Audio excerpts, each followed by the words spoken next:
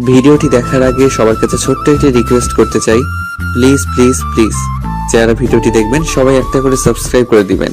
আপনাদের ভালোবাসা পেলে এমন ভিডিও আরো উপহার দিব। ভিডিওগুলো বানাতে অনেক কষ্ট হয়, আমি জানি। ভিডিওটি অনেক মানুষই দেখবেন, প্লিজ একটা করে সাবস্ক্রাইব করে দিবেন। সবাইকে পুরো গল্পটি দেখার জন্য অনুরোধ রইল। যান্ত্রিক শহরের মানুষ যন্ত্রের মতোই ছুটে চলেছে প্রতিনিয়ত। প্রয়োজনে অপ্রয়োজনে ছুটে চলেছে সকলে, ভার্সিটির ক্যাম্পাসেও তাই। কিছু শিক্ষার্থী ছুটে চলেছে ক্লাস অ্যাটেন্ড করার জন্য, আর কেউ বা বাড়ি ফেরার তাড়ায়। পুরো ক্যাম্পাস জুড়ে ছড়িয়ে ছিটিয়ে আছে শিক্ষার্থীরা। ক্লাস টাইম শেষ করে অনেকে গ্রুপ ধরে বসে রয়েছে মাঠের সবুজ ঘাসের ওপর। নিত্যদিনের মতো অনেকে গানও ধরেছে, তবে অন্য সকল দিনের মতন আজ আর সেসব মন করল না রাফিদের। ভাদ্র মাসের গরমে নাজেহাল অবস্থা সকলের। তিন বন্ধু বটগাছতলায় বসে আছে। বেশ কিছুক্ষণ যাবৎ ইফতি আর সাদি খেয়াল করছে তাদের প্রিয় বন্ধুর মুখে আজ কোনো রানী, কারণ জানতে চেয়েও বেশি সুবিধা করতে পারছে না তারা। হুট করে এক মেয়ে দৌড়ে উপস্থিত হয় সেখানে। পানি দে ইফতি, পানি দে।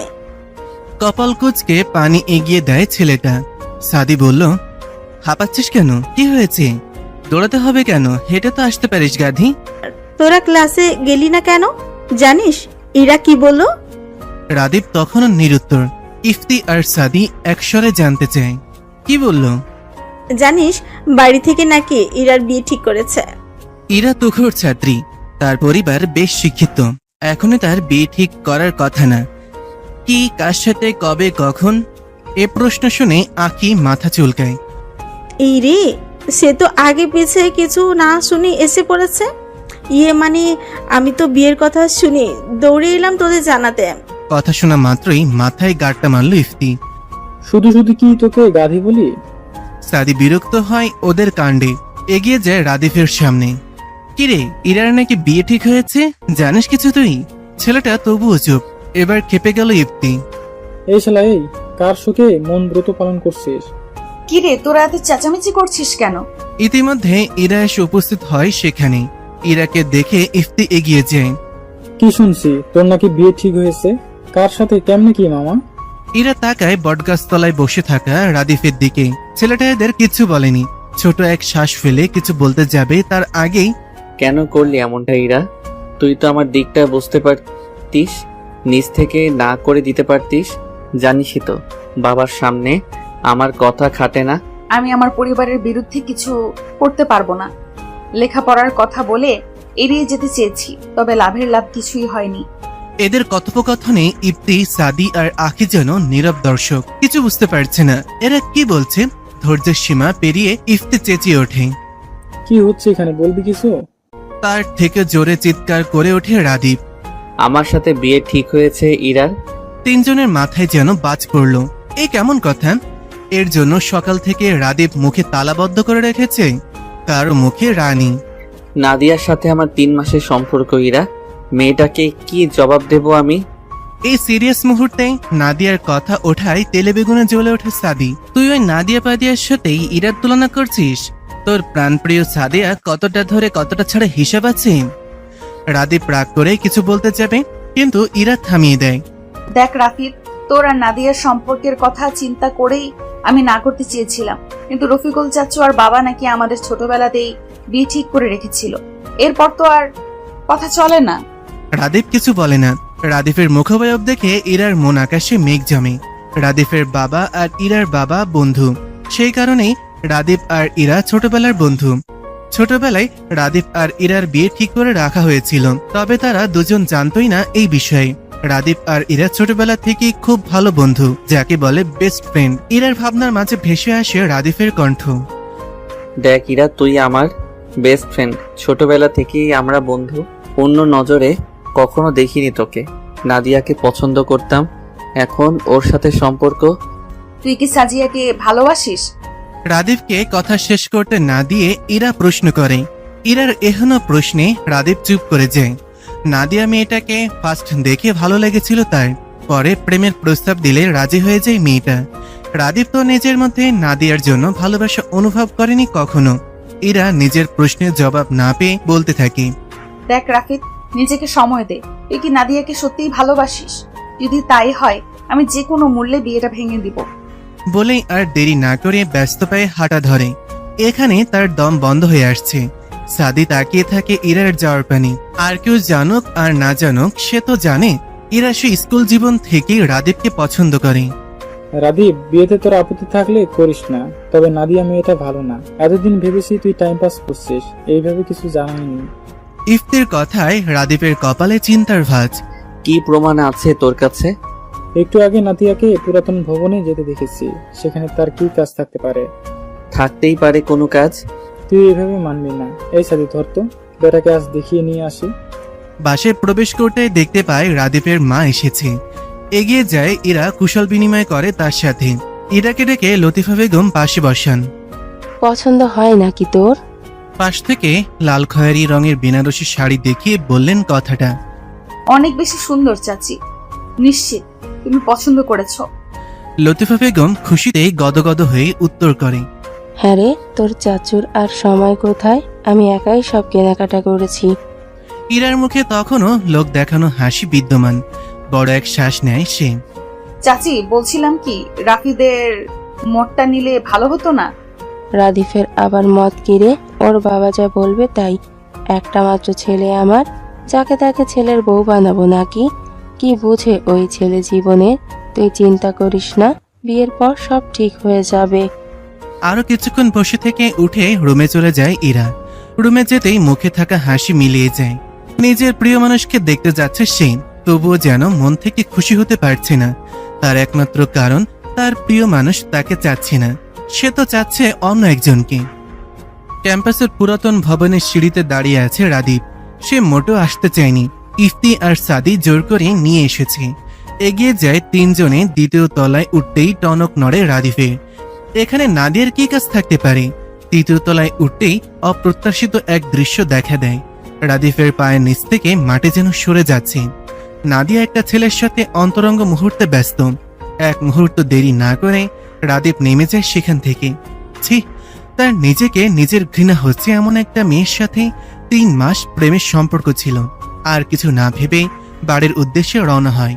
পেছন থেকে ইফতি আর সাদি ডাকছে তাকে, তবুও থামার নাম নেই। বাড়িতে গিয়ে কারোর সাথে কোনো কথা না বলেই চলে গেল নিজের রুমে। কল করলো ইরাকে। রিং হতেই ফোন পিক করলো মেয়েটা, যেন তার কলের অপেক্ষাতেই ছিল। আমি কাউকে ভালোবাসি না ইরা, আমি তোকে বিয়ে করতে রাজি। ইরার খটকা লাগে। রাদীপের কণ্ঠ যেন কেমন শোনাচ্ছে তার কাছে। রাফিদ, তুই ঠিক আছিস?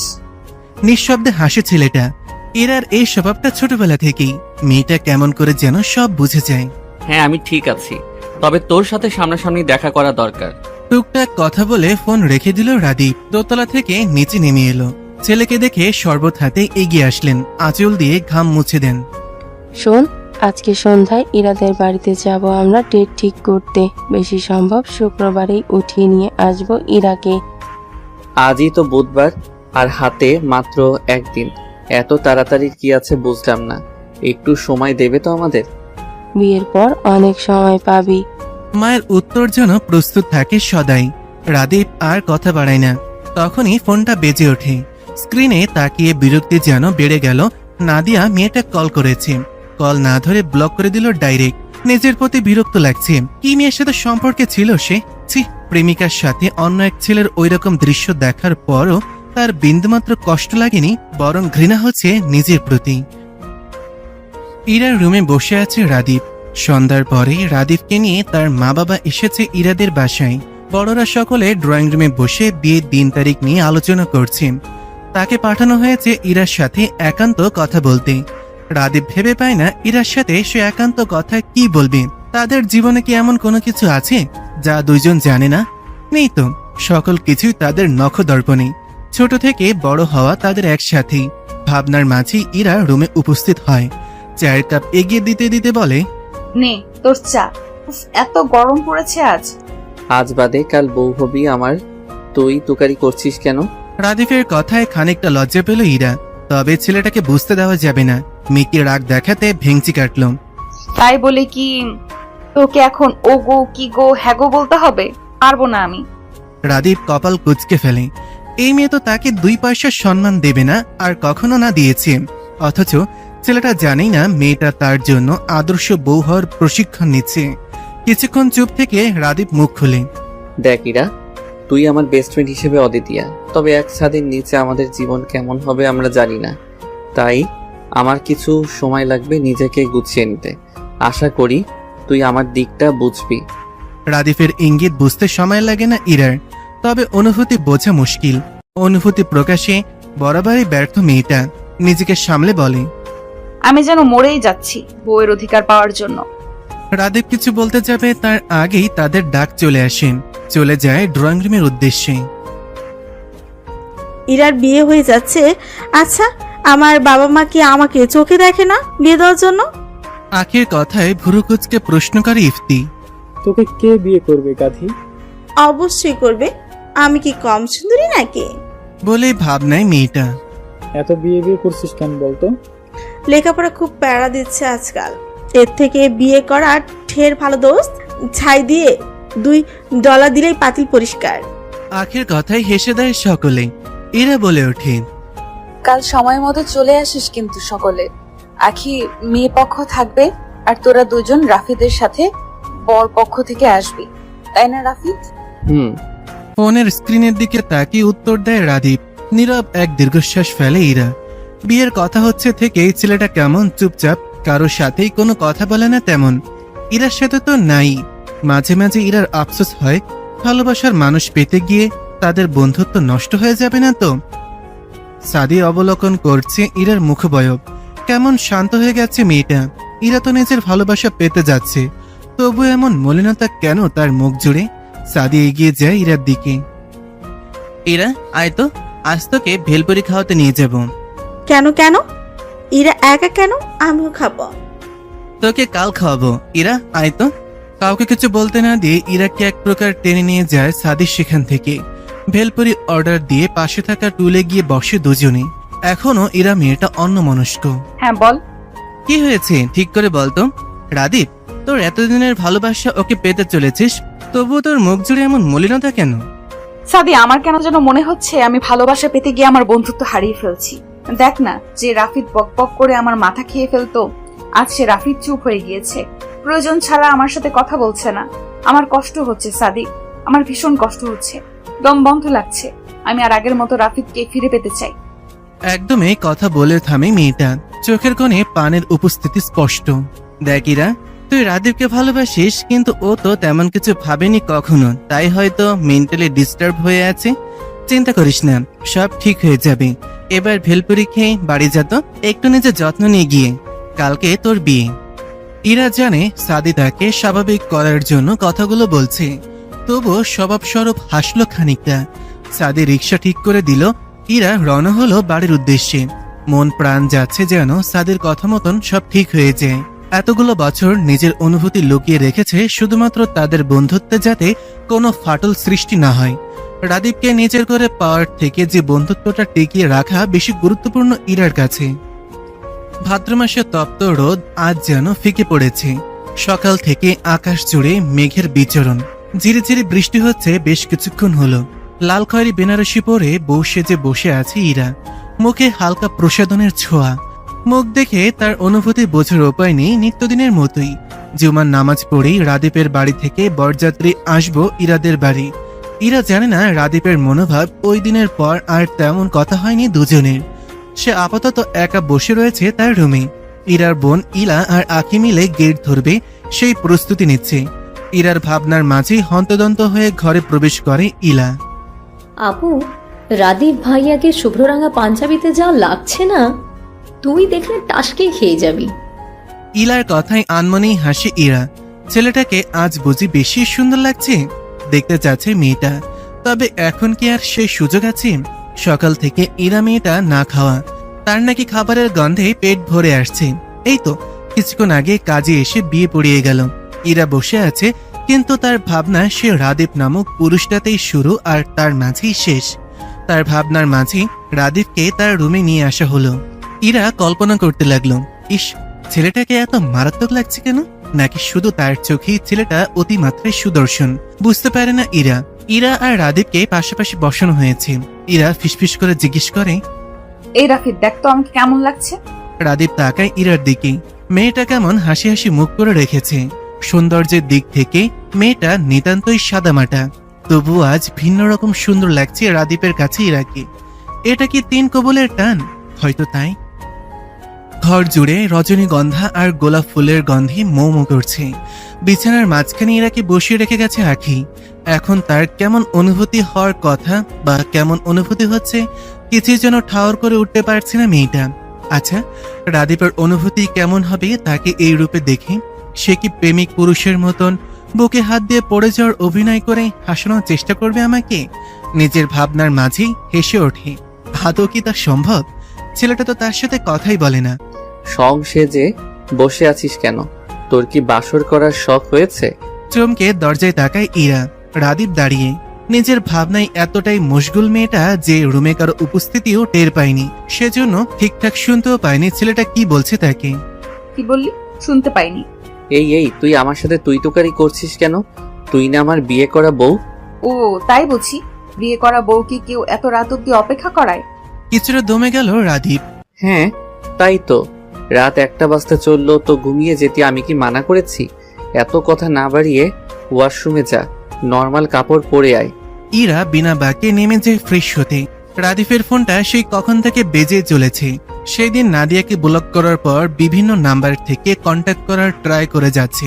রাদীপ ফোন বন্ধ করে রেখে দেয়। সবকিছু নিয়ে যেন সে মেন্টাল ট্রমার মধ্যে দিয়ে যাচ্ছে। পাশে থাকা ইরার ফোনটা বেজে ওঠে। তাদের ফ্রেন্ড গ্রুপ থেকে কল এসেছে। ফোনটা হাতে নিয়ে কলে জয়েন হয় সে। স্ক্রিনে ভেসে আসছে ইফতি আর আখির মুখ। কোন একটা বিষয় নিয়ে হু হু করে হাসছে তারা। রাদীপকে দেখে চুপ মেরে যায় আখি, তবে ইফতি দমে না। কিরে মাম্মা, খবর কি? বউ রেখে বউয়ের ফোনে কি করছিস? রাদীপ এবার আর রেগে যায় না।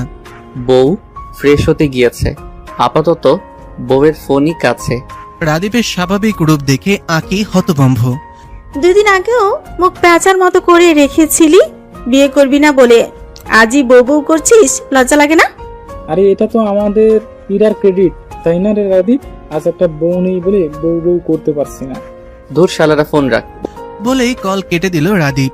এদের মুখের ভাষা অন্যদিকে চলে যাওয়ার আগেই কেটে পড়া ভালো। বেশ অনেকক্ষণ বাদেই ইরা বেরিয়ে এলো। রাদীপের হাতে তখনও ইরার ফোন। কে কল দিয়েছিল রাফিদ? রাদীপ এ প্রশ্নের উত্তর দেয় না, বরং পাল্টা প্রশ্ন করে। ইমন কে এরা? ইরা ভুরু কুচকায়। হঠাৎ এই প্রশ্ন? আরে ইমন তো আমার খালাতো ভাই হয়। তোর সাথে দেখা হয়েছে তো তোর মনে নেই? ওর সাথে তোর এত কি কথা? ইরার কুচকানো ভ্রু আরো সংকুচিত হয়। রাদীপ তো কখনো এমন ভাবে জিজ্ঞাসাবাদ করে না তাকে। এমনি আমরা সমবয়সী সেই হিসাবে। সমবয়সী বলেই কথা বলতে হবে? বালের লজিক দেখাও তুমি আমাকে। ইরা অবাকের উপর অবাক হচ্ছে। এ কোন রাদীপ? পরক্ষণে কিছু একটা ভাবে মুচকি হাসি ধরা দেয় ইরার মুখে। Rafid, are you jealous? বালের জেলাস আমি? সর সামনে থেকে। ইরা হাসতে থাকে। সে বুঝেছে রাদীপ জেলাস হচ্ছে তার বিষয়ে। ইরাকে হাসতে দেখে রাদীপ ভুরু কুচকায়। বিছানার মাঝখানে কোলবালিশ রাখা। এই দেখ, এই পাশে তুই, এই পাশে আমি। একদম কাছে ঘেসবি না বলে দিলাম। আমার সময় প্রয়োজন। ছাতার মাথা আলাপ জুড়ে দিয়েছিস সেই থেকে। সময় প্রয়োজন, সময় প্রয়োজন, সব সময় এক কথা। আমি কি তোর ঘাড়ে চড়ে বসে রয়েছি স্ত্রীর অধিকারের জন্য? ফাউল একটা। হতবম্ব রাদীপ। সে রেগে যাওয়ার মতন কি বলল এখানে? তাকে কিছু বলার সুযোগ না দিয়ে নামাজে দাঁড়িয়ে যায় ইরা। আল্লাহর কাছে শুকরিয়া আদায় করবে সে এখন ভালোবাসার মানুষকে জীবনে এনে দেওয়ার জন্য। মাঝরাত, নিস্তব্ধে ঘেরা রাস্তাপাট। সোডিয়াম হলদেটে আলো ছাড়া আর কোনো আলোর দেখা নেই। সেই নিস্তব্ধ রাস্তার মাঝে বসে সাদি সিগারেট ফুঁকছে। সিগারেটের ধোঁয়ার মধ্য দিয়ে বুকের ব্যথা উড়িয়ে দেওয়ার ব্যর্থ প্রচেষ্টা চালিয়ে যাচ্ছে। সিগারেট নাকি মানুষের মনে দুঃখ কমাতে পারে? কই, তাহলে তার কমছে না কেন? সকলের সামনে কঠিন হয়ে চলা ছেলেটাও যে আজ ভাগ্যের নির্মমতার শিকার। কথাই বলে না, একজন তার মনের মানুষ পেয়ে গেলে তৃতীয় পক্ষ কষ্ট পাবি। সেই নিদারুণ কষ্ট অনুভব করছে ছেলেটা। সেই কলেজ জীবন থেকে ইরাকে পছন্দ করে ছেলেটা, কিন্তু কখনো সাহস করে বলা হয়ে ওঠেনি। যেদিন সে জানতে পেরেছিল ইরা রাদীপকে ছোটবেলা থেকেই পছন্দ করে, সেদিন সাদি ভেঙে পড়েছিল। আমাদের সমাজে একটা কথা বেশ প্রচলিত, ছেলেদের নাকি কাঁদতে হয় না। সেই বাধা নিয়ম ভেঙে আকাশ পাতাল কাঁপিয়ে কান্না করছিল ছেলেটা। সেটা কেউই শুনতে পায় না, কেউই না। তারপর থেকে নিজেকে গুছিয়ে নিতে শুরু করেছিল ছেলেটা, গুছিয়েও নিয়েছিল। তবে আজ তার খুব কষ্ট হচ্ছে, খুব। ভালোবাসায় এত দহন কেন ইরাবতী? আমি যে এই দহনে জ্বলে পড়ে ছারখার হয়ে যাচ্ছি। নিস্তব্ধ জনমানবহীন রাস্তায় ছাদের আত্মচিৎকার শোনার মতন কেউই নেই। মন মস্তিষ্ক যেন যুদ্ধে নেমেছে, বারবার তাকে মনে করিয়ে দিচ্ছে তার ইরাবতী এখন অন্য কারো, তোর আর অধিকার নেই তাকে চাওয়ার। চিৎকার করতে থাকে ছেলেটা, তোমাকে আর চাইব না ইরাবতী, আর চাইব না। কিছুক্ষণ পর নিজেকে ধাতস্থ করে ছেলেটা, মনে যাই থাকুক তাকে তো নিজেকে গুছিয়ে রাখতে হবে। তার মনের ক্ষরণ সে কাউকে জানাতে চায় না। বিড়বিড় করে ওঠে আনমনি, আমার না হও, অন্যের হও, তবুও তুমি সুখে রও। ভোরের আলো ফুটতেই রাদীপের ঘুম ভেঙে যায়। পাশ ফিরে ইরাকে দেখতে পেল। পিলে চমকে ওঠে ছেলেটার, ইরা এখানে কেন? তার মস্তিষ্ক সচল হয়ে ওঠে। কালকে তো তার আর ইরার বিয়ে হলো। আনমনে হাসে ছেলেটা, তার ছোটবেলার বেস্ট ফ্রেন্ড এখন তার বউ। ইরার মুখের দিকে তাকিয়ে আছে রাদীপ।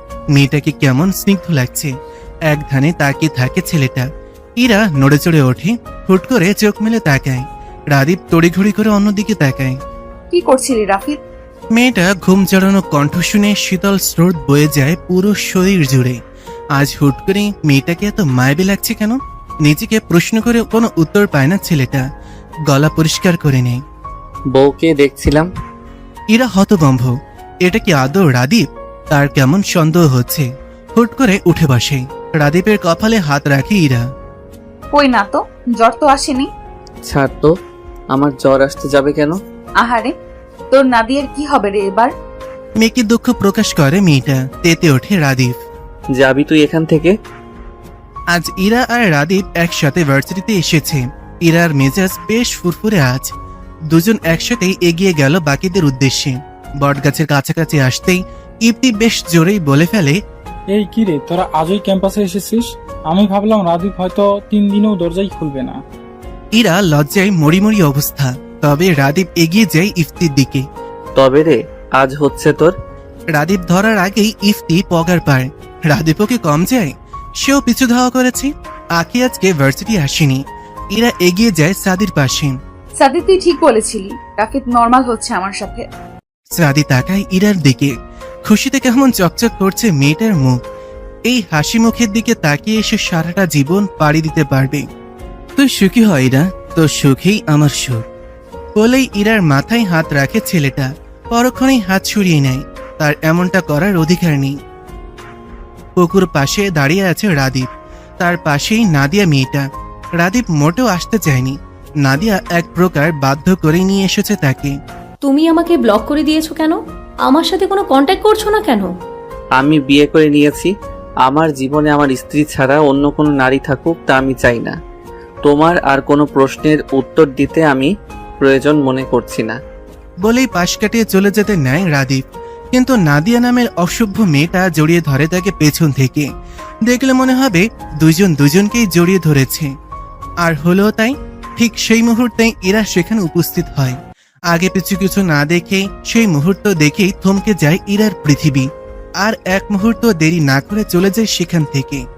আর একটু সময় থাকলে হয়তো রাদীপের দেওয়া চরটাও দেখতে পারত। একটু দেরি করলে হয়তো নিজেদের মধ্যে ভুল বোঝাবুঝি তৈরি হতো না। ইরা কোথায়? পুকুর পাড় থেকে এসে ইরাকে না দেখে প্রশ্ন করে রাদীপ। তার প্রশ্নে ভুরু কুচকায় সাদি। ইরা তো পুকুর পাড়ের দিকে গেল, দেখা হয়নি তোর সাথে? রাদীপের মস্তিষ্ক সেকেন্ডেই ধরে ফেলে সম্পূর্ণ বিষয়। ইরা তাহলে কি সেখানে ছিল? ইরা কি তাকে ভুল বুঝলো? Shit shit. ব্যস্ত পায়ে নিজের রুমে প্রবেশ করে রাদীপ। ইরা নিচের ফ্লোরে বসে হাঁটুতে মুখ গুজে বসে আছে। কেঁপে কেঁপে উঠছে খানিক বাদে বাদে। স্পষ্ট বোঝা যাচ্ছে মেয়েটা কান্না করছে। রাদীপ এগিয়েছে। ইরা, এই রে, আমাকে ভুল বুঝছিস তুই? রাদীপের কথায় মুখ তুলে তাকায় ইরা। ইরা সে বিধ্বস্ত মুখ দেখে রাদীপের বুক ধক করে উঠে যেন। ইরা, আমাকে ক্লিয়ার করার সুযোগ। তোকে আমি বিয়ের আগে জিজ্ঞাসা করেছিলাম তুই অন্য কাউকে ভালোবাসিস নাকি। জিজ্ঞাইনি, তুই কেন স্বীকার করলি না? আজ আমার ওই দৃশ্য কেন দেখতে হলো? বল, কেন দেখতে হলো? শেষের কথাগুলো চিৎকার করে বলতে থাকে ইরা। সে যেন এখন নিজের মধ্যে নেই। রাদীপকে কিছু বলতে না দিয়ে আবার বলা শুরু করে। তুই যদি একবার স্বীকার করতি তুই অন্য কাউকে ভালোবাসিস, আমি কখনো তোর জীবনে আসতাম না। তুই কেন বললি না আমাকে? ইরা, আমার সাথে ওর কোনো সম্পর্ক নেই। সম্পর্ক নেই? তোকে মেয়েটা জড়িয়ে ধরলো আর তুই বলছিস সম্পর্ক নেই? এবার গতি হারালো রাদীপ। এত রিয়াক্ট করার কিছু দেখছি না ইরা, তুই বেশি বেশি করছিস। ওর সাথে সম্পর্ক ছিল, আজ শেষ করে দিয়ে এসেছি। হুট করেই ইরা হাসতে থাকে, যেন পৃথিবীর সবচেয়ে মজার জোকস শুনেছে সে। হাসতে হাসতেই বলতে থাকে, হ্যাঁ তুই ঠিক বলেছিস, আমি বেশি রিয়েক্ট করছি। জানিস রাফিদ, বিয়ের আগে আমার কোনো অধিকার ছিল না। তোকে অন্য কারোর সাথে দেখেও কিছু বলতে পারিনি, আর না পেরেছি নিজের মনের কথা তোকে জানাতে। কিন্তু এখন তো আমার পূর্ণ অধিকার আছে রাফিদ। তোকে নিজের করে পাওয়ার পর নিজ থেকে একটা অধিকার বোধ জন্মেছে তোর প্রতি। রাদীপ কিছু বলতেই মুখ খুলবে তার আগেই রাফিদ, আজকে বলে দে আমায়, তোকে আমি সেই স্কুল জীবন থেকে ভালোবাসি রাফিদ। হ্যাঁ ভালোবাসি, কখনো মুখ ফুটে বলতে পারিনি। পাছে যদি প্রিয় বন্ধু হারিয়ে ফেলি, সেই শোক যে আমি নিতে পারতাম না রে, এই জন্যই কিছু বলিনি। আমি আমার অনুভূতি প্রকাশ করতে পারি না। তুই কেন সব সময়ের মতো বুঝে নিলি না আমাকে? তবে দেখ, তুই আমার চোখের ভাষা বুঝতে না পারলেও আশেপাশের অনেকেই বুঝে গিয়েছিল আমার ইচ্ছের বিরুদ্ধেই। কই, তাদের তো বলতে হয়নি। তুই কেন বুঝলি না আমার চোখের ভাষা? এই সব কথা তোকে আমি বলতাম না। ভেবেছিলাম তুই সম্পর্কটা মেনে নিলে তারপর বলবো, কিন্তু না, আজ মনে হলো তোকে আজই জানিয়ে দেওয়া উচিত। এরপর যদি আর সুযোগ না পাই, আমি আফসোস নিয়ে মরতে চাই না। রাদীপ কিং কর্তব্য বিমূঢ়, তার চোখে মুখে বিস্ময়। ইরা তাকে ভালোবাসে? একটু আগে কি বললো ইরা? সে কি ঠিক শুনেছে? এটা কিভাবে হয়? এত বছরও কি সে ইরাকে বুঝতে ব্যর্থ? হাজার খানেক প্রশ্ন তার মনে ঘুরপাক খাচ্ছে। তার মাঝেই ভেসে আসে ইরার কণ্ঠ। একদিন তোকে প্রান্তরেখার পথিক বানিয়ে চলে যাব বহু দূরে। সেই দিন তুই খুব করে চাইলেও আমাকে আর পাবি না। বলে চলে যেতে নেয় সেখান থেকে। তার আগেই রাদীপ ইরার হাত ধরে ফেলে। রাফিদ ছাড়, আমি একা থাকতে চাই। হাত ছাড়ে না, বরং আরো নিজের কাছে আনে ইরাকে। এতদিন কেন মনের কথা জানাসনি? ইরা কথা বলে না, চোখ দিয়ে অনর্গল পানি পড়ছে মেয়েটার। রাদীপ আরেকটু কাছে নিয়ে আসে ইরাকে। মেয়েটা ছাড়া পাওয়ার জন্য ছটফট করছে। খুব তো ভালোবাসি করছিস, আমার ভালোবাসার গভীরতা সহ্য করতে পারবি তো? ইরা মুখ তুলে তাকায় রাদীপের দিকে। ছেলেটার গরম নিঃশ্বাস আশ্রয় পড়ছে তার মুখে। রাদীপের কথা তার মাথায় বাজছে। কি বলল ছেলেটা? ভালোবাসার গভীরতা মানে? তার ভাবনার মাঝে রাদীপ ইরার কানে ফিসফিস করে, আমি ছুঁয়ে দিলে সামলাতে পারবি তো নিজেকে? বাবার অফিসে টুকটাক কাজ গুছিয়ে নিচ্ছে রাদীপ। যতই হোক, বইয়ের হাতের খরচের টাকা বাবার কাছ থেকে নেওয়াটা তার আত্মসম্মানে পাচ্ছে। তাই সে ঠিক করেছে এখন থেকে বাবার ব্যবসায় হাত লাগাবে। সেই অনুযায়ী তার বাবার বিয়ের কাছ থেকে কাজ বুঝে নিচ্ছে। ঘড়িতে নজর বুলালো একবার। রাত 8:56। ঝটপট সব কাজ গুছিয়ে বাইক নিয়ে বেরিয়ে পড়লো বাড়ির উদ্দেশ্যে। বাড়িতে পৌঁছে সিঁড়ি দিয়ে উপরে উঠতে নিয়ে দেখা হয় তার মায়ের সাথে। ইরা দুপুরে খায়নি, শতজোর করেও খাওয়াতে পারিনি। তপ্ত এক শ্বাস ফেলে রাদীপ। তুমি একটা প্লেটে খাবার বেড়ে রাখো, আমি আসছি। রুমে ঢুকে চোখে পড়ল ইরাকে। বইয়ে মুখ ডুবিয়ে বসে রয়েছে। রাদীপ এগিয়ে গিয়ে নিজের ফোনে একটা ভিডিও অন করে ইরার সামনে ধরে। নাদিয়া মেয়েটার সাথে রাদীপ যখন পুকুর পাড়ে কথা বলছিল, সেই সময় সিসিটিভি ফুটেজ। এটা জোগাড় করতে ছেলেটা সারা বিকাল ক্যাম্পাসেই ছিল। ভিডিওতে রাদীপের চড়মারা সিনটা স্পষ্ট। ইরা রাদীপের দিকে তাকায়। মুখে বললে বিশ্বাস করবি না বলেই ভিডিও জোগাড় করে আনলাম। এবার বল, আমাকে ভুল বোঝার অপরাধে তোকে কি শাস্তি দেওয়া যায়? ইরা নিশ্চুপ। রাদীপকে ভুল বোঝা উচিত হয়নি। সে তো জানে রাদীপ কেমন ছেলে, তবুও। আমি সরি। বালের সরি তোর কাছেই রাখ, যা চোখ মুখে পানি দিয়ে আয়। ইরা সোফার ওপর আয়েশ করে বসে আছে। রাদীপ খাবার নিয়ে এসেছে নিচ থেকে। মেয়েটা কিছু বলার আগেই রাদীপ ইরার মুখের সামনে ভাতের লোকমা। ইরা চোখ তুলে তাকায় রাদীপের দিকে। তাকিয়ে রয়েছিস কেন? আগে কি কখনো খাওয়াইনি তোকে? হ্যাঁ দিয়েছিস, তবে চুপচাপ খা মেরিমা। খাওয়ানোর শেষ পর্যায়ে ইরা খেয়াল করে রাদীপ কেমন মিটিমিটি হাসছে। হাসছিস কেন ওভাবে? ইরা আমার না ভেবে কেমন হাসি পায়। ছোটবেলায় তোর নাক দিয়ে পানি পড়তো সেই ইরা এখন আমার ঘরের বউ। তেলে বেগুনে জ্বলে ওঠে ইরা। তুই যে ছোটবেলায় প্যান্ট ছাড়া ঘুরে বেড়াতিস, প্যান্ট পরে পটি করে দিতিস, বলবো আমি সেসব? ইরার বাচ্চা? ও হ্যালো, আমি ইরার বাচ্চা নেই কোনো। দুষ্টু হাসি ফুটে ওঠে রাদিফের মুখে। সে ফিসফিস করে বলে, তুই চাইলে আসতেই পারে, আমার প্রবলেম নেই। বিয়ে করবি না করে মাথা খেয়েছিস, এত সহজেই ভুলে গেলি? এখন খুব শখ না? অসভ্য। রাদীপ প্রত্যুত্তর করার আগেই ইরার মুঠোফোন বেজে ওঠে। আখি কল করেছে। এই সময় তো আখির কল করার কথা না। সৎপাস না ভেবে কল ধরল ইরা। রাদিফ কোথায়? ইরা, রাদিফ কোথায়? রাফি দেখা নেই। কি হয়েছে আখি, কাঁদছিস কেন? ইরা, রাদিফকে একটু বল না ইপ্তির কাছে যেতে, ও তো পাগলামি করছে। চট করে মাথা তুলে তাকায় রাদিফের দিকে। আজ তো 8 তারিখ, রাত 12টার পরেই 9 তারিখ। আখি, এই আখি তুই সামলা নিজেকে। আমি যাচ্ছি, সাদিকে নিয়ে এক্ষুনি যাচ্ছি। শুনছেন নিস্তব্ধ রাস্তা। দূর কোথাও থেকে ভেসে আসছে কুকুরের হাঁক ডাক। সেই নিস্তব্ধতায় ঘেরা রাস্তা দিয়ে এগিয়ে যাচ্ছে ইপ্তি। তার হাতে এক গুচ্ছ লাল গোলাপ, আরেক হাতে একটা বিড়াল সম্পূর্ণ সাদা রঙের। আরো কিছুটা এগিয়ে গিয়ে ছেলেটার পা থেমে যায়। সে এসে গেছে তার গন্তব্যে, সামনে কবরস্থান। ইপ্তির পা যেন এগোতে চাচ্ছে না, তবুও জোর করে এগিয়ে যায় সে। একটা কবরের সামনে যেতেই হাতে থাকা বিড়ালটা ধপ করে নেমে যায় হাত থেকে। বিড়ালের গতিবিধি দেখে হাসে ছেলেটা। গত 3টা বছর ধরে একই কাজ করে আসছে। ইপ্তি হাসি মুখে কবরটার পাশের মাটির উপরেই বসে পড়ে। ফুলের গুচ্ছটা এগিয়ে দেয় কবরের পাশে। দেখ না তনয়া, আজ আমি তাড়াতাড়ি এসেছি, অনেক গল্প করব তার সাথে। ওপাশ থেকে কোনো উত্তর আসে না। আসবে বা কিভাবে? কবরে থাকা মানুষ কি কথা বলতে পারে? এই তনয়া দেখ, আমি তোর জন্য লাল গোলাপ নিচ্ছি।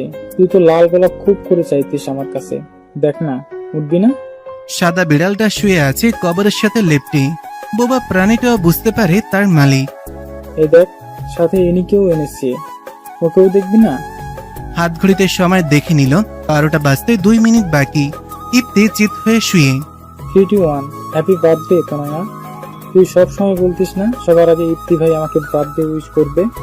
তোর কথা মতো আমি আজও সবার আগে তোকে উইশ করার জন্য এসেছি। দেখ, কবরের মাটিতে হাজারো চুমুতে ভরিয়ে দেয় ছেলেটা। চোখ দিয়ে গড়িয়ে পড়ছে উষ্ণ তরল।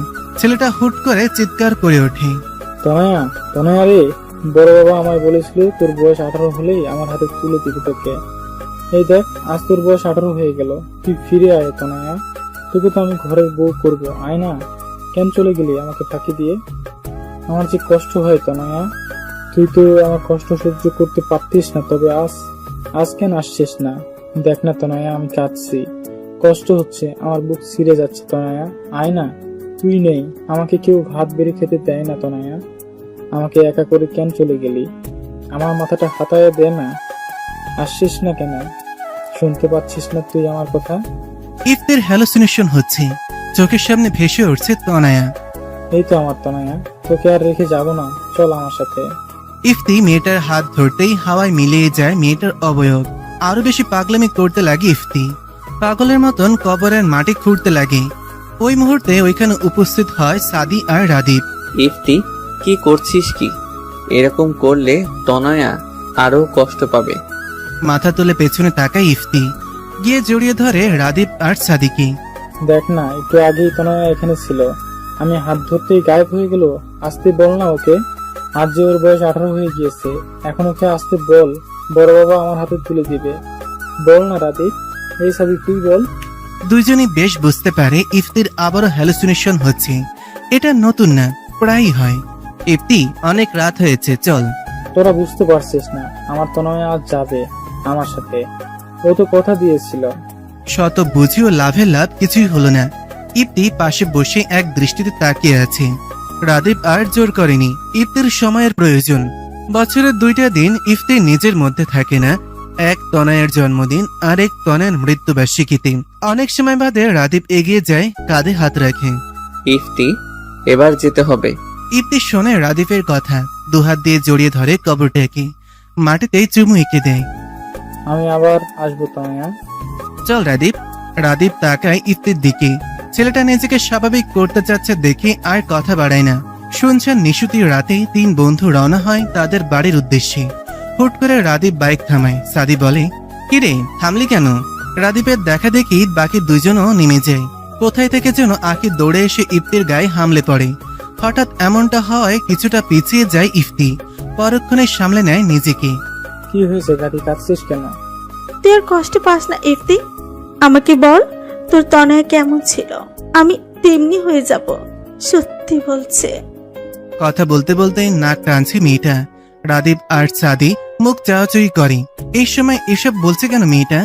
ইফতি যদি রেগে যায়, কিন্তু তাদের ভুল প্রমাণ করে ইফতি হাসি মেয়েটার কথা শুনি। আঁকি একটু বেশি ভাবে তাকে নিয়ে। তোকে কারো মতো হতে হবে না আখি, তুই যেমন তেমনই থাক। আমার শূন্য জীবনে তোর মতো একটা গাঠি থাকলে মন্দ হয় না বিষয়টা। নতুন ভোরের সূচনা, নতুন দিনের সূচনা। অনেকের হয়তো নতুন করে বাঁচা, নতুন করে জীবন যুদ্ধে যাওয়ার সূচনা হয় একটা দিনের সূচনার সাথে। কাল রাতে রাদীপের বাড়ি ফিরতে ফিরতে অনেক রাত হওয়ায় ইরার সাথে তেমন কোনো কথা হয়ে ওঠেনি। আখের বিষয়েও কোনো কথা হয়নি তাদের। রাদীপ ঘুম থেকে উঠে বারান্দার গাছে পানি দিচ্ছে। এই গাছগুলো ইরা খুব শখ করে লাগিয়েছে। নে রাফিদ, তোর চা। রাদীপ তাকায় ইরার দিকে। শাড়ি পরেছে মেয়েটা, তবে সেই রূপে মুগ্ধ হওয়ার আগেই মেজাজ বিগড়ে গেল রাদীপের। ইরা হাত থেকে চায়ের কাপ রেখে দেয় অন্য পাশে। টেনে রুমে নিয়ে দেয়ালের সাথে আটকে ধরে ইরাকে। এই তোকে না বলেছি তুমি করে বলতে, তুমি বল এক্ষুনি তুমি করে বলবি। অন্যদিকে ফিরে ইরা। অনেক দিনের অভ্যাস, তুমি করে বলতে আমার লজ্জা লাগে। আহারে সোনা, লজ্জা লাগার কিছু বলিনি আমি, তুমি করে বলো এক্ষুনি ফার্স্ট ইরা। ইরা চোখ মুখ কুচকে তো তুমি? রাদীপ হাসে। ইরা তাকিয়ে থাকে সেই হাসি মাখা মুখের পানে। আখির সাথে কথা হয়েছে তোর? হ্যাঁ, সকালে কল করেছিল, ইফতির কথা জিজ্ঞেস করেছিল। রাদীপ ইরাকে কালকের ঘটনা খুলে বলে। আচ্ছা তোরা মেয়েরা এমন কেন, আখি কেন প্রকাশ করছে না নিজের অনুভূতি? আসলে আখি আর 5টা মেয়ের মতো না, আমরা সবাই জানি। ওর মধ্যে বাচ্চা মোটা রয়ে গিয়েছে, হয়তো ও নিজেই নিজের অনুভূতি বুঝতে অক্ষম। রাদীপ বুঝমানের মতন মাথা নাড়ে। হুট করে প্রশ্ন করে, আজ শাড়ি পরেছিস কেন? আজ নাকি তোর থুড়ি থুড়ি তোমার নানু বাড়ির লোক আসবে, তাই পড়তে বললো মা। রাদীপ কিছু বলল না। ইরা আর দেরি না করে নিচে নেমেছে। ইরার তড়িঘড়ি করে যাওয়া দেখে আনমনেই হাসে রাদীপ। ইফতির বড় চাচার মেয়ে তনয়া। ইফতির বাবা মারা যাবার পর থেকেই তারা বড় চাচার সাথে থাকতো। বড় চাচার একমাত্র মেয়ে তনয়া তখন ইফতির নেওটা। সব কাজেই তার ইফতি ভাইয়াকে লাগবেই। মাঝে মাঝে ইফতি বিরক্ত হতো, কিন্তু দিন যাওয়ার সাথে সাথে ইফতি কেমন যেন মেয়েটার মায়ায় জড়িয়ে পড়ে। তনয়া শৈশব থেকে কৈশোরে পদার্পণ করার পর যেন ইফতিকে নিয়ে তার পাগলামো বাড়তে থাকে। একদিন হুট করে বাবার কাছে গিয়ে বলেই ফেলল ইফতিকে এসে বিয়ে করবে।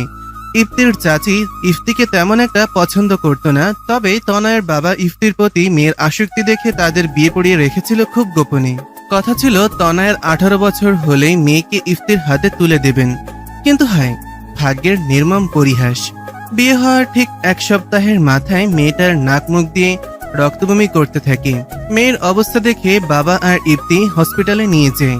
সেখানে গিয়ে হয়তো ইফতি তার জীবনের সব থেকে বড় সত্যের সম্মুখীন হয়েছিল। তনয় মেয়েটার ব্লাড ক্যান্সার লাস্ট স্টেজ চলছিল, অথচ প্রাণোচ্ছল মেয়েটা জানতো না মরণ ব্যাধি রোগ বাসা বেঁধেছে তার ভেতর। টানা 3 দিন হসপিটালে মৃত্যুর সাথে পাঞ্জে লড়ে পৃথিবীর মায়া ত্যাগ করে মেয়েটা। মৃত্যুর দ্বার প্রান্তে এসো মেয়েটা শক্ত করে ধরে রেখেছিল ইফতির হাত। তার শেষ কথা ছিল, ইফতি ভাই, আমি চাই আমার অবর্তমানে তোমাকে কেউ যত্ন করুক। আমি তোমার প্রথম স্ত্রী হিসেবে তোমাকে অনুমতি দিলাম বিয়ে করার। এটাই আমার শেষ ইচ্ছে। ইফতি সেদিন মেয়েটাকে কোনো উত্তর দিতে পারেনি। অবুঝ মেয়েটা যেন সেদিন বুদ্ধিমতী হয়ে গিয়েছিল। নিজের মৃত্যুর পরোয়া না করে সে ভেবেছিল ইফতির ভালো থাকা নিয়ে। ভালোবাসা এমনও হয়, তার ভালোবাসা হয়তো এমনই ছিল। কাল রাতে ইফতিকে আর বাড়ি ফিরতে দেয়নি। সাদি নিজের বাসায় নিয়ে এসেছিল। সাদি চা নিয়ে রুমে আসে। ইফতি ঘুম থেকে উঠেছে আরো কিছুক্ষণ আগে। 2 বন্ধু চা খাচ্ছে একসাথে বসে। সাদি ইফতিকে কিছু বলতে চাচ্ছে, তবে ছেলেটা যদি আবারও উত্তেজিত হয়ে পড়ে সেই ভেবে চুপ রয়েছে। 7-5 না চিন্তা করে বলেই ফেলল, দেখ ইফতি, অনেক বছর তো হলো, এবার নিজেকে নিয়ে কিছু ভাব, গুছিয়ে নে জীবনটা। আমি নিজেকে গুছিয়েই রেখেছি সাদি, তবে বছরের 2টো দিন আমি নিজের মধ্যে থাকি না, আর না কখন থাকতে পারবো। আখির দিকটা একটু ভেবে দেখলে হয় না? আখি কি চায় ও তো নিজেই জানে না, নিজের অনুভূতি সম্পর্কে এখনো অবগত নয়। ওর থেকে বেশি হয়তো আমি নিজেই জানি ওর অনুভূতি। তাহলে তুই নিজ থেকে কিছু করছিস না কেন? ইফতি পূর্ণ দৃষ্টিতে তাকায় সাদির দিকে। তুই পেরেছিস নিজের মনে অন্য কাউকে জায়গা দিতে? সাদি বিস্ময় নিয়ে ইফতির দিকে তাকায়। নিজের অনুভূতি প্রকাশ করবি না, তাই বলে কি তোদের কিছুই আমি বুঝতে পারি না? ইফতি, তুই ভুল বুঝছিস, তেমন কিছুই না আসলে।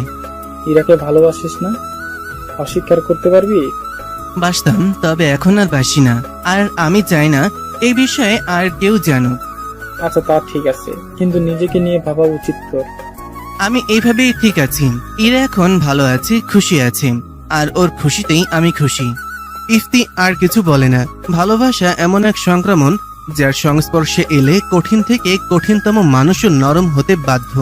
ভালোবাসা মানুষকে যেমন বাঁচতে শেখায়, ঠিক তেমনি অনেকে মৃত্যুর দিকে ঠেলে দেয়। নিজের ভালোবাসার মানুষের সুখের কথা চিন্তা করে সাদির মতন হাজারো প্রেমিক পুরুষ নিজ ভালোবাসা বিসর্জন দিয়ে দেয় নির্দ্বিধায়। ইস, কি নিদারুণ বিসর্জন, কি নিদারুণ ভালোবাসা। অফিসের কাজ শেষ করে রাদীপ বাড়ি আসছে। রাস্তার পাশে ফুলের দোকান দেখে হুট করে বাইক ব্রেক করে নামে। দাঁড়িয়ে ভাবতে থাকে, আচ্ছা, যদি ইরার জন্য ফুল নিয়ে যায়, মেয়েটা কি খুশি হবে? নিজের ভাবনায় রাদীপ এবার নিজেই অবাক। ইরা সবসময় নিজে থেকে তার কাছে ফুল চেয়ে নিত। আজ সে নিজেই ইরার জন্য ফুল কিনতে আগ্রহ প্রকাশ করছে। বিয়ের পর কিছু কি বদলায়নি তার মাঝে? এই তো বদলেছে অনেক কিছু। রাদীপ তার অনুভূতি ঠাওর করতে পায় না মাঝে মাঝে। আবার সে এত ভাবতেও চায় না। জীবন তো তাকে ভালোই রেখেছে। বন্ধু হিসেবে ইরার জুড়ি মেলা ভার। রাদীপ জানে স্ত্রী হিসেবেও ইরা অপূর্ব। নির্দিষ্ট ফুল খুঁজতে একটু দেরি হলেও কয়েক দোকান ঘুরে ইরার সব থেকে পছন্দের ফুলটাই নিল রাদীপ। ইরা গুনগুন করে গান গাইছে আর বিছানা ঠিক করছে। একটু আগে তাদের বন্ধুদের গ্রুপে কথা হয়েছে। ইফতি নিজেকে সামলে নিয়েছে, আর আখি সে তো আগের মতোই। কখন কি করে সে নিজেই বুঝে না। আনমনেই হাসি ইরা। বন্ধুদের মধ্যে আখির বিষয়ে সকলেই জানে যে ইফতিকে এসে পছন্দ করে, শুধু মেয়েটা কখনো তা স্বীকার করে না। হাতের কাজ শেষ করে ড্রয়িং টেবিলের সামনে যেতেই তার নাকে এক সুন্দর সুবাস আসে। খুশি হয়ে যায় মেয়েটা। এটা তো দোলন চাপার ঘ্রাণ। পরক্ষণে মেয়েটা ভীত হয়। আশেপাশে তো দোলন চাপা ফুলের গাছ নেই। এত রাতে সে ফুলের ঘ্রাণ পাচ্ছে কেন? দরজা ভেতর থেকে লাগানো।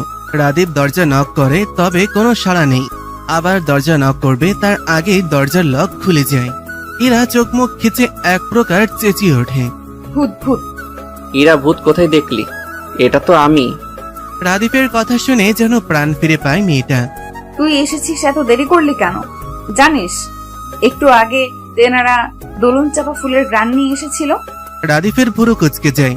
তার আনা দোলন চাপা ফুলের ঘ্রাণ পেয়েছে ইরা, সে সেটা নিশ্চিত। তবে তেনারা? এই মেয়ে আস্ত এক ভীতু। পেছনে রাখা হাতটা বাড়িয়ে দেয় ইরার সামনে। তুই এসেছিস দোলন চাপা? সত্যি তুই এনেছিস আমার জন্য? না, তোর জন্য আনিনি, পাশের শেওড়া গাছের পেতনির জন্য এনেছি। দিয়ে আসি। যত সব। ভাবলাম একটু প্রেমিক পুরুষের মতো হাঁটু গেড়ে বসে ফুল দেব। ছ্যা ছ্যা ছ্যা, সেসব কি আর আমার কপালে আছে? সর সামনে থেকে। ইরা রাদীপের কোনো কথাই কানে নিল না। সে তার প্রিয় দোলন চাপা পেয়েছে প্রিয় মানুষের কাছ থেকে। এর থেকে কি আর চাওয়ার থাকতে পারে তার? রাদীপ তাকিয়ে আছে ইরার দিকে। মেয়েটা বাচ্চাদের মতন প্রাণোচ্ছল হয়ে গেছে ফুল পেয়ে। ইরা তাকাতেই নিজেকে স্বাভাবিক করে জিজ্ঞাসা করে, তুই না বলেছিলি নানুরা আসবে? কই দেখলাম না তো। কাল আসবে বললো মা। রাদীপ আর কথা বাড়ায় না, ফ্রেশ হতে চলেছে। ইরা তাকিয়ে থাকে রাদীপের দিকে। ছেলেটাকে স্বাভাবিক স্বামী হতে চাচ্ছে হয়তো, তাই না হলে যে রাদীপকে বলে কয়ে ফুল নিতে হতো, সেই রাদীপ নিজ থেকে তাকে ফুল এনে দিল আজ। ইরার খুশি যেন আজ বাদ মানে না। ইরা ড্রেসিং টেবিলের সামনে রেখে দেয় ফুলগুলো। তার স্বামীর দেওয়া প্রথম উপহার বলে কথা। সূর্য যেন আজ নিজের পূর্ণ তেজ দিয়ে কিরণ ছড়াচ্ছে চারপাশে। ভ্যাপসা গরমে নাজেহাল অবস্থা পথচারীদের। তাদের মধ্যে ইলাও অন্যতম। কলেজের কিছু কাজে বের হয়েছিল বাড়ি থেকে, তা না হলে এই গরমে সে জীবনেও বের হতো না। মেয়েটা বিপাকে পড়ল রাস্তা পার হতে গিয়ে। শহরে বেড়ে ওঠার পরও রাস্তা পার হতে পারে না ইলা। রাস্তায় আর কেউই নেই যে অন্যজনের সাথে পার হয়ে যাবে। খানিক বাদে কানে আসে তাকে উদ্দেশ্য করে বলা গুটি কয়েক শব্দ। এখন রাস্তা পার হওয়া শিখলে না মেয়ে? শব্দের মালিকানা খুঁজতে পেছনে ফিরে দেখতে পায় সাদি দাঁড়িয়ে। ইলা লজ্জা পায় খানিকটা, মাথা নিচু করে নেয়। এর আগেও একদিন সাদি তাকে রাস্তা পার করে দিয়েছিল স্কুলে থাকতে। এবারও কেন এই লোকের সামনেই পড়তে হবে? হুট করে সাদি ইলার হাত ধরে রাস্তার ওপারে নিয়ে যেতে থাকে। ইলার কি হলো সে জানে না, সে তো তাকিয়ে আছে সাদির ধরা হাতের দিকে। এই কেমন অনুভূতি, সে তো পরিচিত নয় এসবের সাথে। মনে হচ্ছে পেটের তলদেশে রঙিন প্রজাপতিরা সুড়সুড়ি দিয়ে যাচ্ছে। তার অযাচিত ভাবনার মাঝে মানবটা হাত ছেড়ে দেয়, তার ভাবনা সুতাও ছেড়ে যায়। রাস্তা পার হতে শিখো মেয়ে, প্রতিবার কিন্তু আমি থাকবো না বাঁচানোর জন্য। থাকলে মন্দ হয় না। মুখ ফসকে বেরিয়ে গেল কথাটা কেমন। ইলা অপ্রস্তুত হয়ে পড়ে। ইলার কথাই হেসে ওঠে ছেলেটা। বেশ কথা শিখে গেছো দেখছি। ইলা কি শুনলো সাদির কথা? সাদ কি জানি, সে তো ওই মানবের হাসি মাখা মুখের দিকে তাকিয়ে। পুরুষ মানুষের হাসি এত সুন্দর হয়? মেয়েটা কি আগে কখনো এমন হাসতে দেখেনি তাকে? দেখেছে তো, তখন কেন এত মুগ্ধতা প্রকাশ পায়নি? নিজের ভাবনার কোনো উত্তর পায় না ইলা। ইলার এক ধ্যানে তাকিয়ে থাকায় খেয়াল করে কিছুটা শব্দ করলো সাদি। মেয়েটা ভাবনার জগৎ থেকে বাস্তব জীবনে টপকে পড়ল। কি এত ভাবো, প্রেম করছো নাকি আজকাল? আর কোথায় যাচ্ছিলে? এতগুলো প্রশ্ন অগ্রাহ্য করে উত্তর দেয়। কলেজে যাচ্ছিলাম ভাইয়া, আজ তাহলে আসি। কথা শেষ করতেই পা চলতে থাকে, যেন কত ব্যস্ত সে। সাদি তাকিয়ে থাকে মেয়েটার যাওয়ার পানে। মেয়েটা কি লজ্জা পেল? ইলা হুট করে পেছনে ফেরে। আপনার হাসি মারাত্মক সুন্দর। মেয়েটা আর দেরি করে না, হুট করে দৌড়ে চলে যেতে থাকে। কিছু কিছু সময় মনের অবদ্ধ ইচ্ছাগুলো পূরণ করতে হয়, যেমনটা ইলা করলো। এদিকে সাদি হতভম্ব, আনমনে বিড়বিড় করে বলে, মেয়ে মানুষ পিথাগোরাসের উপপাদ্যের চেয়েও জটিল। সকাল থেকে ইরা শাশুড়ির সাথে রান্নাঘরে। রাদীপ আজ ভার্সিটি গিয়েছে। রাদীপের নানু বাড়ির সবাই আসবে আজ নতুন বউ দেখতে। সেই সুবাদে ইরার বাড়ির সবাইকেও দাওয়াত করা হয়েছে আজ। রাদীপ আসার সময় ইফতি, সাদি আর আকিকে সাথে করে নিয়ে আসবে। সেসবে তোড়জোড় চলছে সকাল থেকে। সব রান্না রাদীপের মা একা হাতে করলো, ইরা হাত লাগিয়েছে তাতে। রান্নার কাজ প্রায় শেষের দিকে, তখন ডোরবেল বেজে ওঠে। লতিফা বেগম ব্যস্ত পায়ে ছুটে গেলেন। ইরাও বেরিয়ে এলো রান্নাঘর থেকে। হাঁটো ছুঁই ছুঁই ওয়েস্টার্ন ড্রেস পরা এক মেয়ে জড়িয়ে ধরে আছে লতিফা বেগমকে। ইরাকে দেখে লতিফা বেগম কাছে ডাকলেন। ইরা এদিকে আয়, পরিচয় করিয়ে দেই, ও হচ্ছে আমার ভাইয়ের মেয়ে লিজা। ইরা এগিয়ে গিয়ে কুশল বিনিময় করলো, তবে মেয়েটা বোধহয় খুব বেশি খুশি হলো না ইরার উপস্থিতিতে। রাদীপের নানি এগিয়ে যায় ইরার কাছে। এ মা, তুমি এখনো সকালের বাসি পোশাক পরোনি কেন মেয়ে? বাড়ি থেকে কিছু শিক্ষা পাওনি নাকি? স্বামীর সাথে এক বিছানায় ঘুমিয়ে সেই কাপড় না পাল্টে কেমনে ঘুরে বেড়াইতেছো? তিনি আগের যুগের মানুষ, তবে সব দিকেই তার চোখ থাকে সব সময়। মায়ের কথায় পরিবেশ স্বাভাবিক করতে লতিফা বেগম বললেন, আসলে মা, কাজের চাপ ছিল তো, তাই আমি বলেছি পরে গোসল দিতে। ইরা যা তো মা, এখন ঘরে গিয়ে ফ্রেশ হয়ে রেস্ট নে। রাদীপের নানু বাঁকা চোখে তাকালেন ইরার দিকে। তার নজর বুঝিয়ে দিচ্ছে তিনি মোটেও ইরাকে পছন্দ করছেন না। শাশুড়ির আদেশ পাওয়া মাত্রই আর দেরি করে না ইরা। এখান থেকে গেলে যেন হাঁপ ছেড়ে বাঁচবে সে। বাড়ি থেকে আমার বিয়ের কথা বলছে। কালে হাত দিয়ে মন মরা হয়ে কথাটা বলে আখি। আখির কথায় ছোটখাটো একটা বিস্ফোরণ ঘটে গেল ইফতির বুকে। বিয়ের কথা বলছে মানে? মামার বাড়ির আবদার নাকি? যে সে যাকে নিয়ে খুশি হতে চাইবে সেই চলে যাবে? এবার আর কিছুই যেতে দেবে না সে।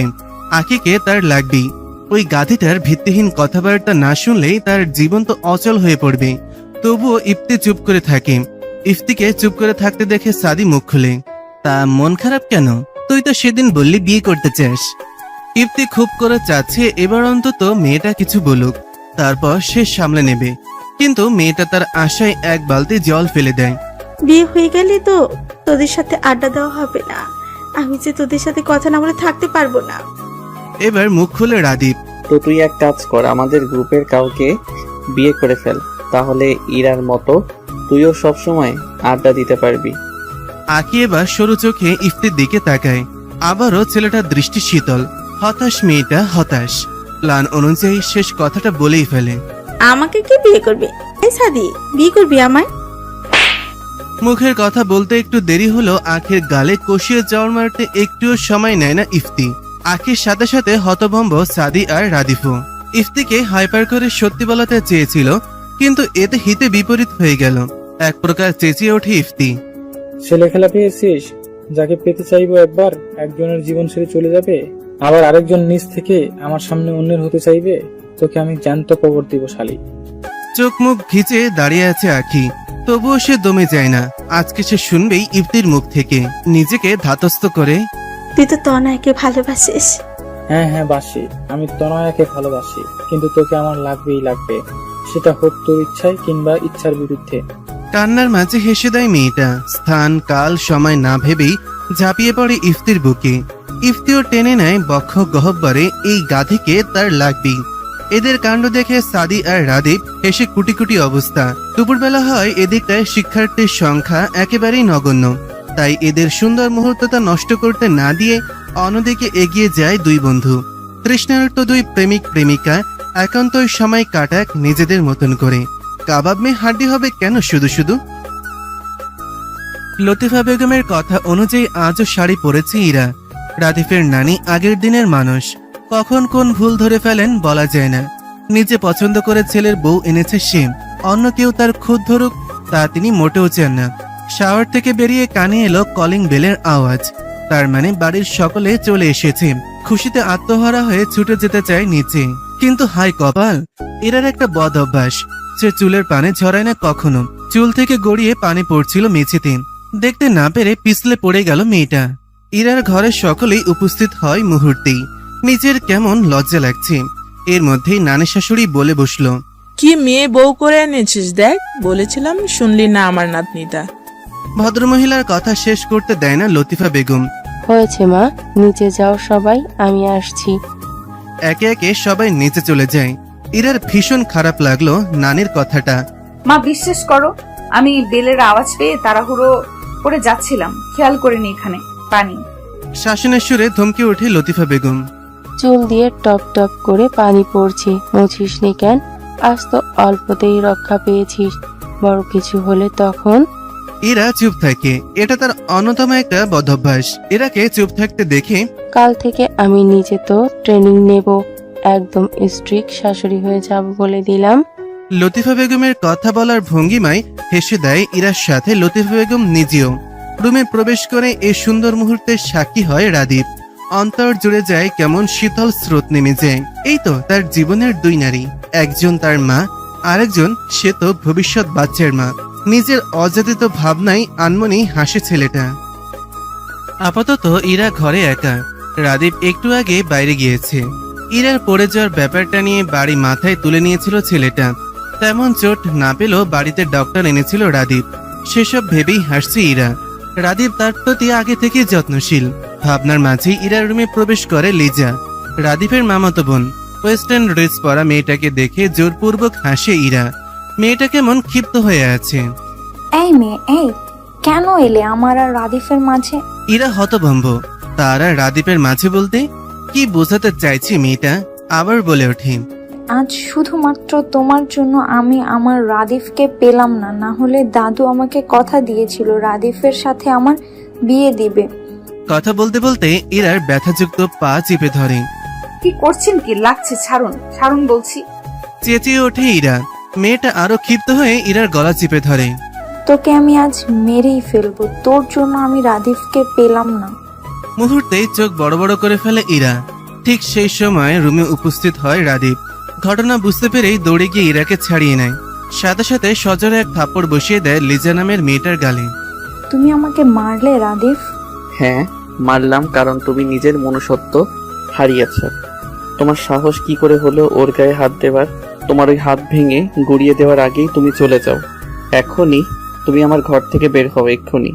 রাদীপের বজ্র কণ্ঠে ভয় পেয়ে যায় লিজা। সে আর দেরি না করে নিচে গিয়ে দাদের কাছে ন্যাকা কান্না জুড়ে দেয়। সবকিছু শুনে ভদ্রমহিলা নাতনিকে আশ্বাস দেন, তুই চিন্তা করিস না, ওই মেয়েকে আমি উচিত শিক্ষা দেব, এমন ভাবে শিক্ষা দেব যাতে সাপও মরবে, লাঠিও ভাঙবে না। ইরার গলায় বেশ ভালোভাবে দাগ বসে গিয়েছে, জায়গাটা লাল হয়ে আছে সম্পূর্ণ। রাদীপের দিকে তাকিয়ে প্রশ্ন করে ওঠে ইরা, লিজার সাথে তোর কিসের সম্পর্ক রাফিক? মেয়েটা আস্ত এক সাইকো, বাড়িতে এলে আগে পিছে ঘুরতে থাকে। ওর সাথে আমার কোনো সম্পর্ক নেই। নিজ থেকে আমাকে বিয়ের প্রস্তাব দিয়েছিল, আমি না করে দেওয়ায় তোর সাথেই ব্যবহার। ইরা কিছু বলে না। ইরা, আজ বাড়িতে দাওয়াত, তোদের বাড়ি থেকে সকলে আসবে। আমি কোনো সিন ক্রিয়েট করতে চাচ্ছি না, তবে ওর কাজের শাস্তিও পাবে। তুই প্লিজ নর্মাল হ। ইরা এবারও নিশ্চুপ। রাদীপ ইরার আরো নিকটে চলে আসে। গলার লাল দাগ কমে আসছে খানিকটা। মাথা নিচু করে রক্তিম বর্ণ ধারণ করা জায়গাগুলোতে ঠোঁট ছুঁয়ে দিল পরম আবেশে। ইরা যেন জমে গেল সেইখানটাতেই। তার চোখ বন্ধ। এ কি করলো রাদীপ? এ কেমন অনুভূতির জানান দিচ্ছে? এই আমরা কিচ্ছু দেখিনি।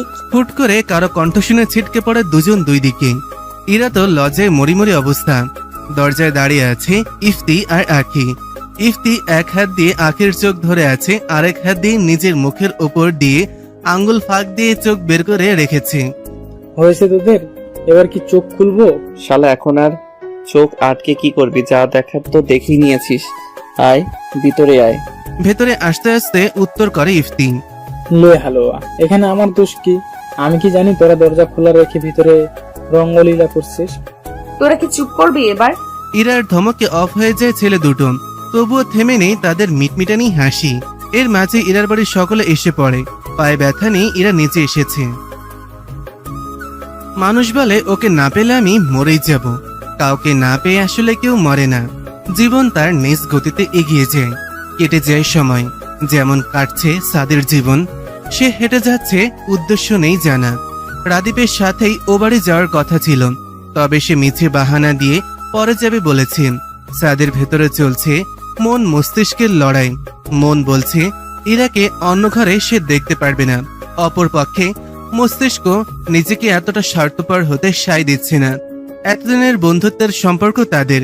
তার নিজের স্বার্থের জন্য সে তো বন্ধুদের বাদ দিতে পারে না। এর মাঝেই পায়ের গতি কমিয়ে দেয়, রিক্সা ডেকে উঠে পড়ে। উদ্দেশ্য রাদীপের বাড়ি। জীবনে আর যাই হোক, বন্ধুত্ব বাদ দেওয়া যাবে না। পুরো ড্রয়িং রুম জুড়ে মানুষের আনাগোনা। পুরো ঘর ইফতি মাতিয়ে রেখেছে। আসর জমাতে একাই ওস্তাচ্ছে। সাদি এসে সেই কখন থেকে ডোরবেল বাজিয়ে যাচ্ছে, খুলছে না কেউ। রাদীপকে কল করার জন্য মাত্রই ফোন বের করেছিল, তার আগেই দরজা খুলে গেল। আরে ইলাজি, তোমার কলেজের কাজ শেষ? সকালবেলার কথা বলার জন্য ইলার অস্বস্তি হচ্ছে। নিচে তাকিয়ে নখ খোঁচাচ্ছে মেয়েটা।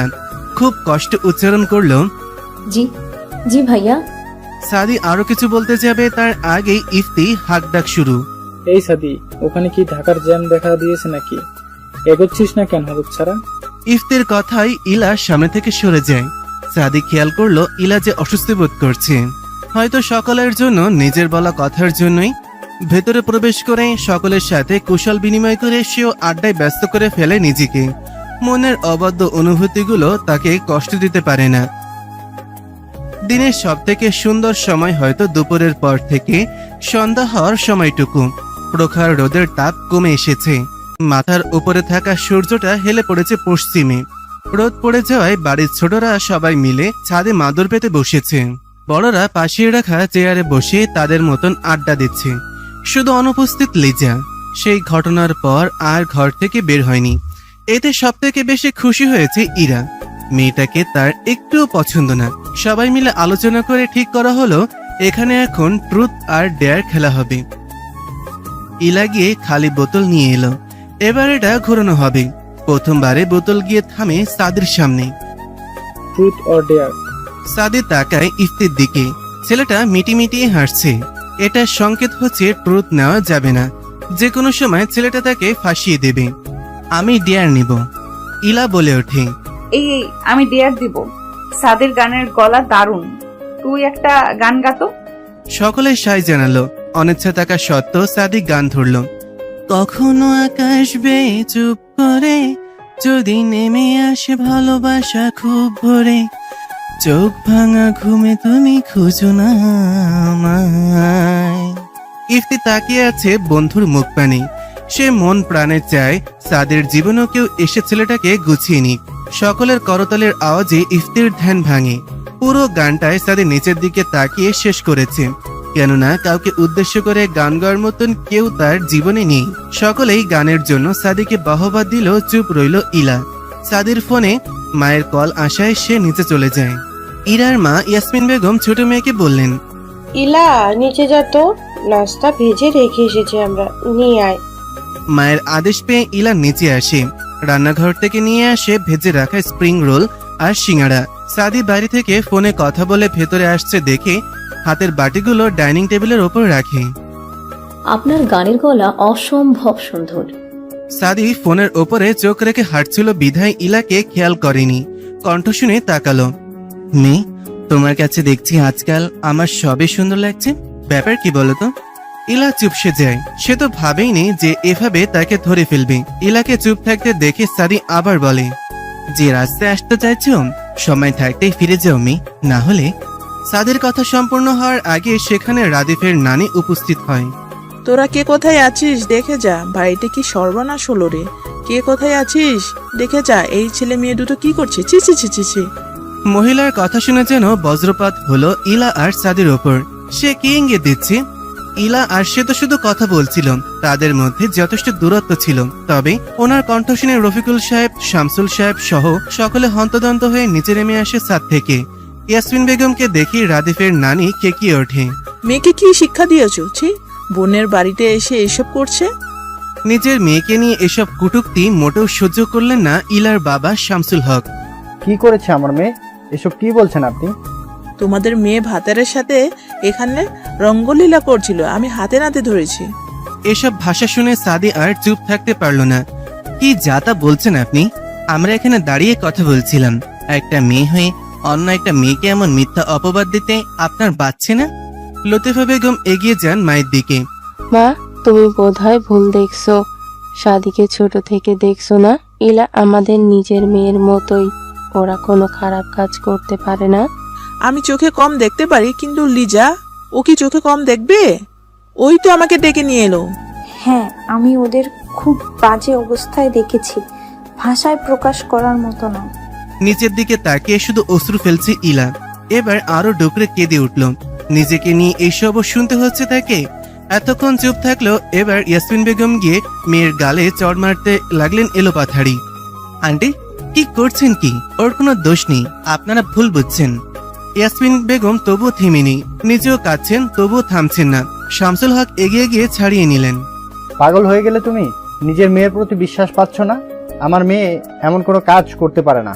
হ্যাঁ হ্যাঁ, আমি জানি আমার মেয়ে কেমন, কিন্তু আজ যে কালি ওর গায়ে লাগানো হলো, এর কি হবে?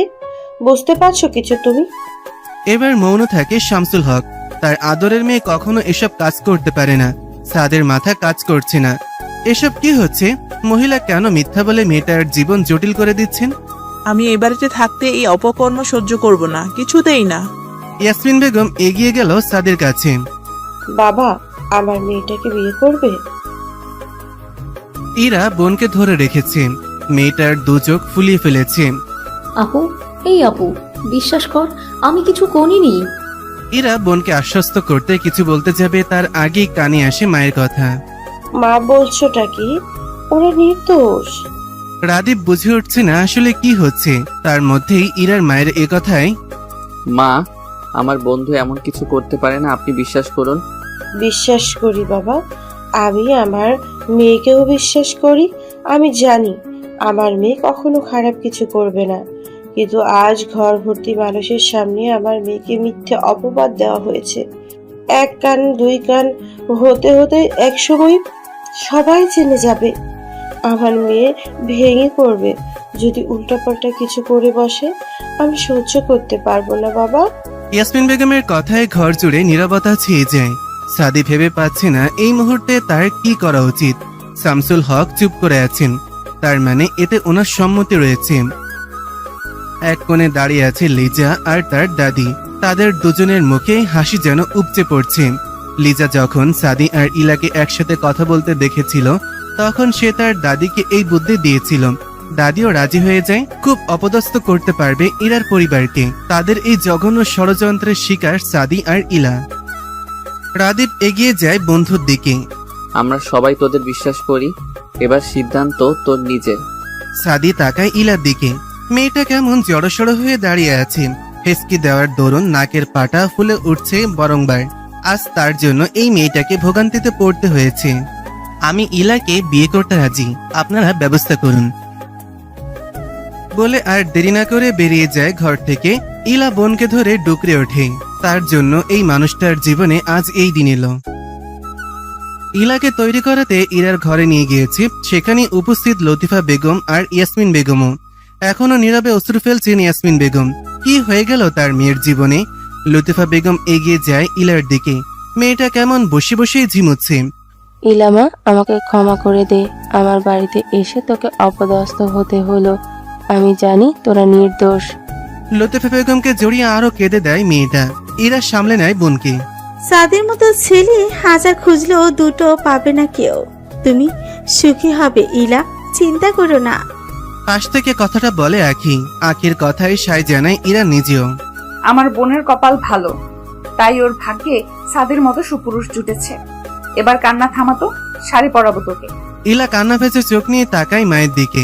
তার মা কিছু বলছে না কেন? মাও কি তাকে ভুল বুঝলো?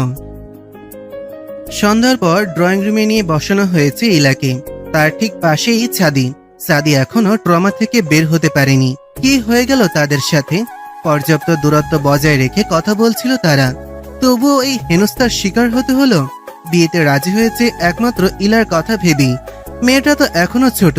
যদি এই মিথ্যা অপবাদের কারণে ইলার জীবনে কোনো বাজে প্রভাব ফেলতো, সাদিকে মেনে নিতে পারতো?